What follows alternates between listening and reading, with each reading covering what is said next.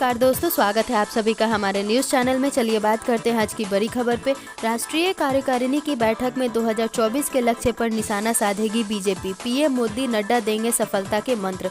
सत्ताधारी बीजेपी ने 16 जनवरी से अपने नई दिल्ली के केंद्रीय कार्यालय में 2 दिवसीय राष्ट्रीय कार्यकारिणी की बैठक करने का फैसला लिया है। बैठक में पार्टी के सभी केंद्रीय पदाधिकारी, राज्य इकाई के अध्यक्ष, राज्य महासचिव और पार्टी के राष्ट्रीय प्रवक्ताओं के अलावा राष्ट्रीय कार्यकारिणी के सदस्य और इसके 11 मुख्यमंत्री शामिल होंगे। बीजेपी के राष्ट्रीय अध्यक्ष जेपी नड्डा बैठक की अध्यक्षता करेंगे, जबकि प्रधानमंत्री नरेंद्र मोदी 17 जनवरी को समापन भाषण देंगे, जिसमें उम्मीद है कि इस साल 10 राज्यों में होने वाले विधानसभा चुनावों के मद्देनजर वह पार्टी नेताओं को सफलता का मंत्र देंगे। राष्ट्रीय कार्यकारिणी की बैठक का फोकस इनमें से 3 राज्यों त्रिपुरा, कर्नाटक और मध्य प्रदेश पर होगा, जहां बीजेपी वर्तमान में सत्ता को बनाए रखने के लिए रणनीति तैयार करने और नागालैंड, मेघालय और मिजोरम में एनडीए सरकारों की जीत सुनिश्चित करने पर फोकस करेगी। साथ ही बैठक में 3 विपक्ष शासित राज्यों छत्तीसगढ़, राजस्थान और तेलंगाना में जीत हासिल करने की रणनीति तैयार की जाएगी। केंद्र शासित प्रदेश जम्मू और कश्मीर में भी इस साल विधानसभा चुनाव होने की उम्मीद है।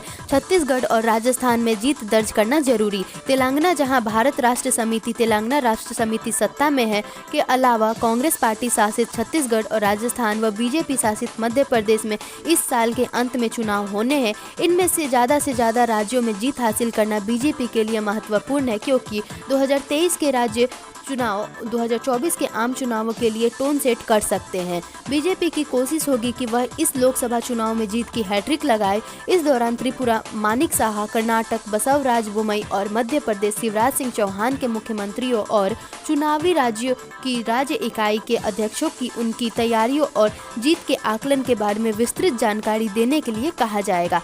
राष्ट्रीय कार्यकारिणी में पार्टी की जीत सुनिश्चित करने के टिप्स दिए जाएंगे। साल 2022 में बीजेपी 5 राज्यों अर्थात उत्तर प्रदेश, उत्तराखंड, गोवा, मणिपुर और गुजरात में सत्ता बरकरार रखने में कामयाब रही, लेकिन हिमाचल प्रदेश में उसे अपनी कट्टर प्रतिद्वंदी कांग्रेस के हाथों सत्ता से बेदखल होने की कड़वी गोली निगलनी पड़ी।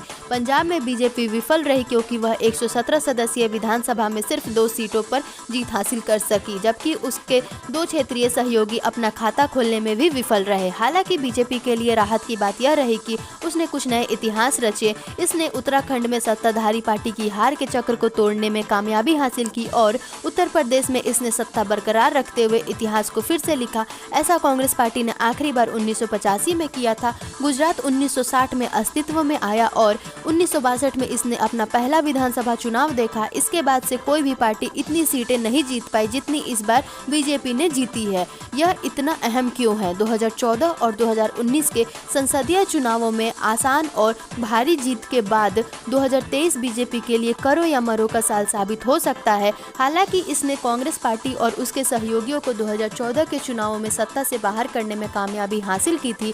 बीजेपी उस वक्त कांग्रेस पार्टी के नेतृत्व वाली यूपीए सरकार के खिलाफ लगाए गए भ्रष्टाचार के आरोपों के खिलाफ आम गुस्से को भुनाने में सफल रही थी। गुजरात के तत्कालीन मुख्यमंत्री नरेंद्र मोदी के एक सफल और लोकप्रिय नेता होने के अलावा उनके प्रधानमंत्री पद की उम्मीदवारी ने बीजेपी को 1984 के बाद स्पष्ट बहुमत प्राप्त करने वाली पहली पार्टी बनने में मदद की। 2019 में मोदी लहर जारी रही और इसे जम्मू कश्मीर में आतंकी हमलों और भारत के सर्जिकल स्ट्राइक से मदद मिली। हालांकि 2024 के चुनाव बीजेपी और विशेष रूप से पीएम मोदी के लिए एक रियलिटी चेक बन सकते हैं, क्योंकि इस बार उनका प्रदर्शन और लोकप्रियता दांव पर होगी। विपक्ष भी बीजेपी के खिलाफ एकजुट होने की तैयारी कर रहा है। हालांकि प्रस्तावित विपक्षी एकता अभी औपचारिक रूप से आकार नहीं ले पाई है।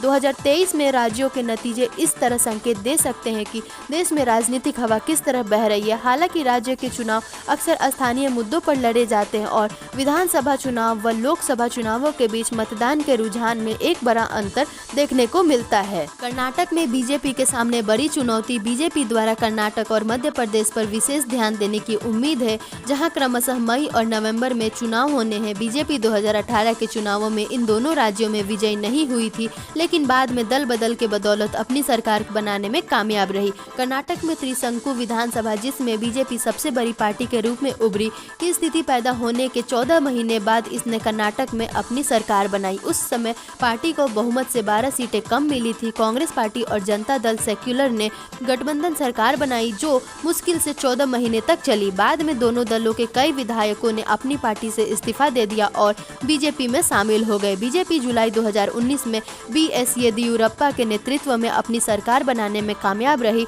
विवादों में फंसे येदियुरप्पा जुलाई 2021 में मुख्यमंत्री पद छोड़ने के लिए तैयार हो गए और बसवराज बोम्मई मुख्यमंत्री बने। बोम्मई का अब तक प्रदर्शन लचर रहा है। एमपी चुनाव में नहीं मिला बहुमत, बाद में बनी सरकार। इसी तरह एक करीबी मुकाबले में मध्य प्रदेश में बीजेपी बहुमत से सिर्फ 6 सीटों से पीछे रह गई और कांग्रेस सिर्फ 1 सीट से पीछे रह गई। कांग्रेस पार्टी ने सरकार बनाई जो बमुश्किल 15 महीनों तक चली, क्योंकि ज्योतिरादित्य सिंधिया के नेतृत्व में असंतुष्ट विधायक बीजेपी में शामिल हो गए और शिवराज सिंह चौहान मार्च 2020 में फिर से मुख्यमंत्री बने। बीजेपी इस तथ्य से राहत पा सकती है कि गोवा और मणिपुर में सत्ता में पिछले दरवाजे से प्रवेश उसके लिए हानिकारक साबित नहीं हुआ।